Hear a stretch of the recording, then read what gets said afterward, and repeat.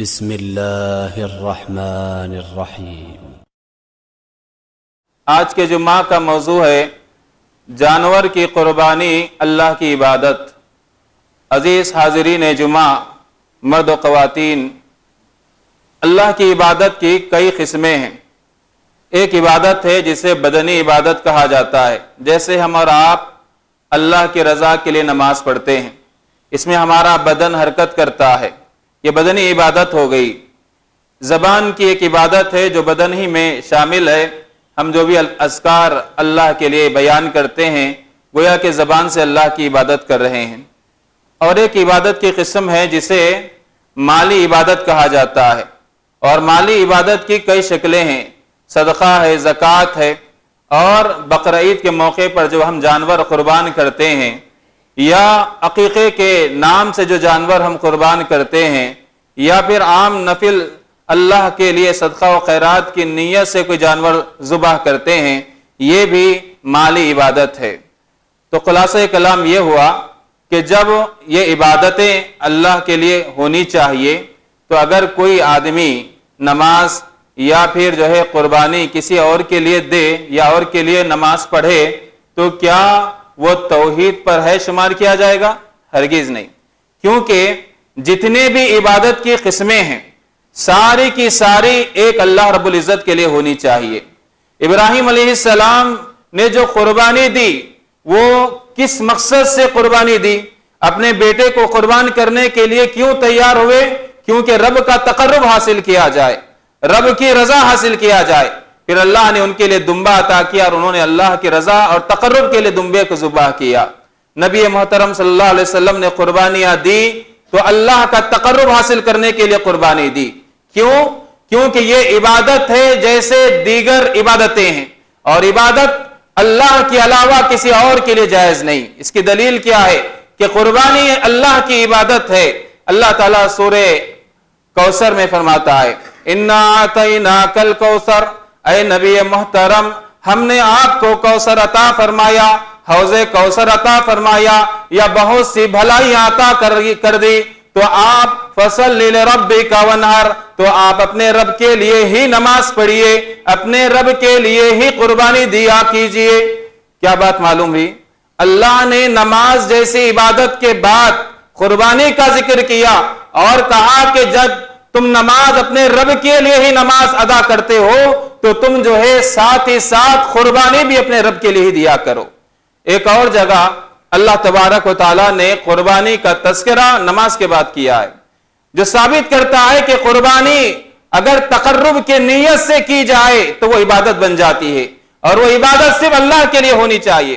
اللہ کے نبی صلی اللہ علیہ وسلم کے زبانی اللہ نے فرمایا، ان صلاتی و نسکی و محیای و مماتی للہ رب العالمین، اے نبی آپ کہہ دیجئے کہ بے شک میری نماز، میری قربانی، میرا جینا، میرا مرنا سارا کا سارا رب العالمین کے لیے ہے۔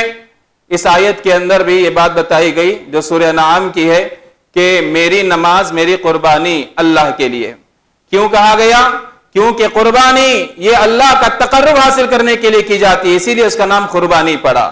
اب وہ جانور کسی اور کے لیے ذبح کریں وہی ارادے سے، تقرب کی نیت سے، چاہے وہ نبی کے لیے، چاہے ولی کے لیے، چاہے کتنے ہی بڑے پیر کے لیے، تو وہ شرک کہلائے گا۔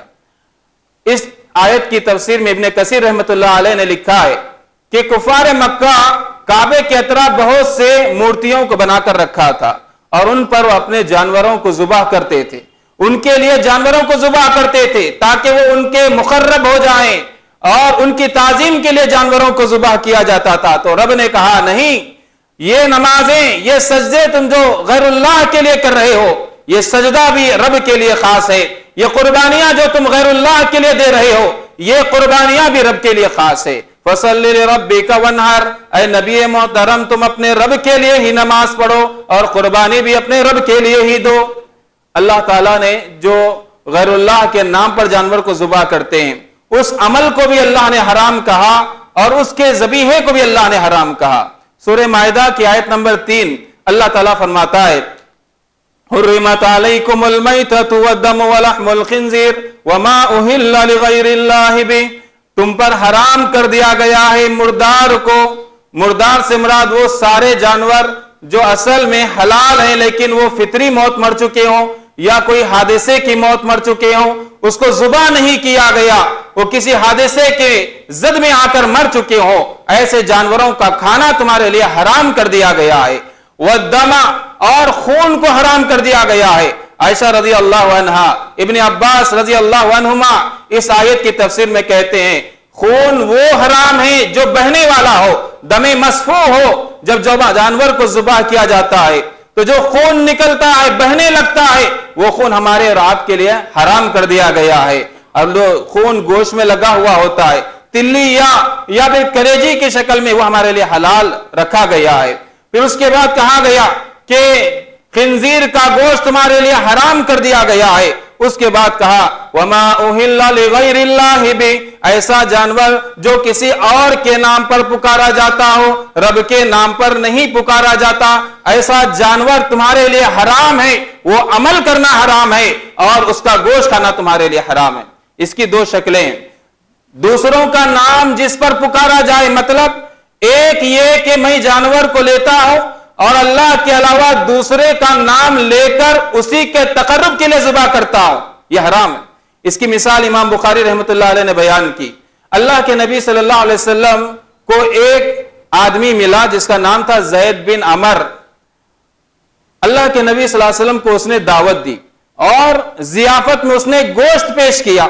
اللہ کے نبی صلی اللہ علیہ وسلم نے اس کے گوشت کو رد کر دیا, اسی کی طرف پلٹا دیا. کہا کہ اے زید بن عمر بن نوفل, ہم ایسا گوشت نہیں کھاتے جن پر غیر اللہ کا نام لیا گیا ہو, اور ہمیں پتا ہے کہ تم نے یہ جانور غیر اللہ یعنی تمہارے معبودان باطلہ کا نام لے کر ذبح کیا ہے, اور ہم وہ گوشت کھاتے ہیں جس پر اللہ کا نام ذکر کیا جائے, لہٰذا یہ ہمارے لیے حرام ہے. تو میرے دوستو, یہ بخاری رحمت اللہ علیہ نے یہ حدیث کو لایا ہے, باب یہ باندھا ہے کہ وہ جانور, وہ ذبیحہ حرام ہے جو آستانوں پر یا بتوں پر چڑھایا جاتا ہے, ان کے نام پر ذبح کیا جاتا ہے. تو اس سے کیا بات معلوم ہوئی کہ جو جانور غیر اللہ کے نام پر پکارا جاتا ہے اس کا ایک مطلب یہ ہو گیا. دوسرا مطلب یہ ہے کہ نیت غیر اللہ کا تقرب حاصل کرنے کے لیے ہے لیکن زبان پر بسم اللہ ہے, تو یہ بھی جانور حرام ہے. بہت سے لوگ ہم کو اعتراض کرتے ہیں, بھائی ہم 11ویں کا جانور کاٹتے ہیں, نیاز کا جانور کاٹتے ہیں, تو تم اس کو حرام کیوں کہتے ہو؟ ہم تو اس کو کاٹتے وقت بسم اللہ کہہ کر کاٹتے ہیں. سوال یہ ہے کہ اگر میں نماز پڑھوں, میرا ارادہ کسی اور کے لیے نماز پڑھنا ہو, نماز پوری سنت کے مطابق میں ادا کروں, کیا وہ نماز قابل قبول ہے؟ اگر میں بقرعید کے موقع پر پڑوسی کا جانور چرا لوں اور اس پر بسم اللہ کہہ کر ساری سنتوں کے مطابق ادا کروں قربانی, کیا وہ جانور قابل قبول ہے, حلال ہے؟ ہرگز نہیں. اگر شراب کے باٹل پر بسم اللہ کہہ کر میں شراب پیوں تو کیا حرام چیز حلال ہو جائے گی؟ ہرگز نہیں. وہی مسئلہ یہاں پر ہے. ہمارا اگر جانور کو غیر اللہ کے تقرب کے لیے کاٹنا چاہتے ہیں اور اس پر بسم اللہ کہہ کر بھی چھری چلا دیں, وہ چیز ہمارے لیے حرام ہے. اللہ کے نبی صلی اللہ علیہ وسلم نے کیا فرمایا, کیا انجام بتایا اس انسان کا جو جانور کو غیر اللہ کے لیے ذبح کرتا ہے؟ حضرت علی رضی اللہ عنہ کہتے ہیں نبی محترم صلی اللہ علیہ وسلم نے فرمایا حدثنی رسول اللہ صلی اللہ علیہ وسلم باربع کلمات, 4 باتیں مجھ سے نبی محترم صلی اللہ علیہ وسلم نے بیان فرمائی ہے. نمبر 1, لعن اللہ من ذبح لغیر اللہ, اللہ کی لعنت ہو اس شخص پر جو غیر اللہ کے لیے جانور کو ذبح کرتا ہے. کیا معلوم ہوا؟ یہ عمل ملعون ہے, لعنت کیا ہوا ہے. اور لعنت ہو اس شخص پر جو اپنے والدین پر لعنت کرتا ہے. تیسری چیز یہ بتائی, لعنت ہو اس شخص پر جو پڑوس کی زمین میں آگے بڑھتا جاتا ہے, قبضہ کرتا جاتا ہے, اس انسان پر اللہ کی لعنت ہو. اللہ کے نبی صلی اللہ علیہ وسلم نے فرمایا لعنت ہو اس شخص پر جو محدث کو پناہ دے. محدث ایک معنی مجرم کے جس پر حد قائم ہو گئی, کوئی اس کو بچانا چاہتا ہے اللہ کی حد سے, یا کوئی اس کا معنی ایک بدعتی کیا گیا ہے, بدعتی کو پناہ دیتا ہے, اس کو بچانا چاہتا ہے. اللہ کی لعنت ہے ایسے 4 قسم کے لوگوں پر. مسلم کی حدیث تھی. کیا اللہ تعالیٰ نے سورہ مائدہ کی آیت نمبر 3 کے آخر میں فرمایا وَمَا ذُبِحَ عَلَى النُّصُبِ, وہ جانور بھی حرام ہے جو آستانوں پر قربان کیا جاتا ہے. جہاں پر غیر اللہ کی پوجا کی جاتی ہے وہاں پر جو جانور ذبح کیا جائے وہ جانور بھی حرام ہے، اس کا گوشت کھانا حرام ہے اور وہ عمل حرام ہے۔ ثابت بن ضحاک رضی اللہ عنہ کہتے ہیں کہ ایک آدمی نبی کے پاس آیا اور اس نے کہا، اللہ کے نبی صلی اللہ علیہ وسلم، میں نے ایک اونٹ اللہ کے لیے نظر مانی تھی کہ میں نہر کروں گا، اور بوانا ایک نام کی جگہ ہے وہاں پر نہر کروں گا، وہاں پر جانور کو ذبح کروں گا۔ اللہ کے نبی صلی اللہ علیہ وسلم نے اس سے کچھ سوالات پوچھے۔ پہلا سوال، فَهَلْ كَانَ فِيهَا وَثَنٌ مِّنْ أَوْثَانِ الْجَاهِلِيَّةِ يُعْبَدُ، کیا اے شخص بتا اس بوانا نامی جگہ پر کوئی جاہلیت میں لوگوں کا معبود ہوا کرتا تھا جس کی وہ عبادت کرتے تھے؟ قالوا لا، کہے صحابہ نے نہیں اللہ کے نبی، وہاں کوئی جو ہے شرک عمل نہیں ہوتا تھا، وہاں کوئی معبود باطل نہیں تھا۔ پھر دوسرا سوال اللہ کے نبی نے کہا، فَهَلْ كَانَ فِيهَا عِيدٌ مِّنْ أَعْيَادِهِمْ، کیا وہاں پر جاہلیت کے لوگ جاہلیت کے زمانے میں اپنا کوئی تہوار، عید، جترا یا عرس بنایا کرتے تھے؟ صحابہ نے کہا، قالوا لا، نہیں اللہ کے نبی، وہاں پر کسی قسم کا جترا عرس غیر اللہ کے لیے نہیں ادا کیا جاتا۔ اس وقت اللہ کے نبی نے کہا کہ جاؤ اوفی بنذرک، اپنی نظر کو پورا کرو۔ اس حدیث کو ابو داؤد نے روایت کیا۔ معلوم ہوئی صحابی رسول کیا اللہ کے علاوہ دوسرے کا نام لے کر جانور ذبح کر سکتے تھے؟ ہرگز نہیں۔ پھر اس جگہ پر جب ذبح کرنے جا رہے تھے تو اللہ کے نبی نے سوال کیوں پوچھا؟ کیونکہ ایسی جگہوں پر جانور کا ذبح کرنا چاہے بسم اللہ کہہ کر کیا جائے حرام ہے جہاں غیر اللہ کی عبادت کی جاتی ہے۔ ابن تیمیہ رحمۃ اللہ علیہ کہتے ہیں کہ لا یذبح، قبر کے پاس کوئی جانور ذبح نہیں کیا جائے گا، کیونکہ جو قبر جہاں غیر اللہ کی عبادت کی جا رہی ہے، سجدے کیے جا رہے ہیں، نظریں مانی جا رہی ہے، امید اور رجا خوف کے ساتھ وہاں جایا جاتا ہے، یہ عبادتیں صرف اللہ کے لیے ہونی چاہیے۔ جس قبر کے سامنے ایسا جانور ذبح کیا جائے، ایسے قبروں یا درگاہوں کے سامنے، امام ابن تیمیہ رحمۃ اللہ علیہ کہتے ہیں ان آیات اور احادیث کی روشنی میں یہ جائز نہیں ہے، اور نہ ہی ان کے لیے قربانیاں پیش کرنا جائز ہے، کیونکہ جاہلیت میں کفار اپنے مرے ہوئے لوگوں میں جو بڑا ہوتا اس کی تعظیم کے لیے گھوڑا ذبح کرتے، اونٹ ذبح کرتے۔ اللہ کے نبی صلی اللہ علیہ وسلم نے اس سے منع فرمایا ہے۔ اللہ کے نبی صلی اللہ علیہ وسلم نے کہا بچہ پیدا ہوتا ہے 7ویں دن تم عقیقہ کرو، اللہ کے لیے جانور کو ذبح کرو، کیونکہ رب نے تمہیں نعمت سے نوازا ہے، اللہ کا تقرب حاصل کرو، اللہ کا شکر ادا کرو۔ لوگ کیا کرتے ہیں، ہمارے عقیقہ کرنے کے بجائے بچہ جب بڑا ہوتا ہے، مرد بچہ ہوتا ہے، پہچانا بھی نہیں جاتا لڑکی ہے یا لڑکا ہے، چوٹی کی طرح جو بال ہو جاتے ہیں، اس کے بعد ایک بکرا لیتے ہیں اور جاتے ہیں فلاں درگاہ کو، کیونکہ ان کے وجہ سے نعوذ باللہ ثم نعوذ باللہ اولاد بھی، اور ان کا تقرب حاصل کرنے کے لیے جانور ذبح کیا جاتا ہے، جبکہ صحیح طریقہ یہ کہ اللہ کا تقرب حاصل کرنے کے لیے عقیقہ کیا جائے۔ چلیے، اللہ کے نبی صلی اللہ علیہ وسلم نے بخاری کے ایک حدیث میں فرمایا کہ یہ عمل کہ غیر اللہ کا تقرب حاصل کرنے کے لیے جانور ذبح کرنا جاہلیت کے کفار کا عمل تھا۔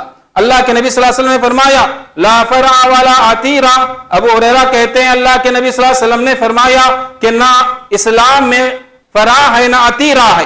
فرع کی تفسیر یہ کی گئی، ایک اونٹنی جب بچہ جنتی تو اس کا پہلا بچہ وہ لوگ اپنے مورتیوں پر اور اپنے بتوں پر ذبح کرتے۔ اللہ کے نبی نے کہا کہ اسلام میں جائز نہیں۔ ولا عتیرہ، رجب کے مہینے میں اسی طرح ایک رسم ادا کی جاتی تھی جس میں جانور ذبح کیا جاتا۔ اللہ کے نبی نے کہا اسلام میں اس کی کوئی گنجائش نہیں، اسلام میں رب کا تقرب حاصل کرنے کے لیے قربانی کی جا سکتی ہے، اس کے علاوہ کسی اور کا تقرب حاصل کرنے کے لیے جانور ذبح نہیں کیا جاتا۔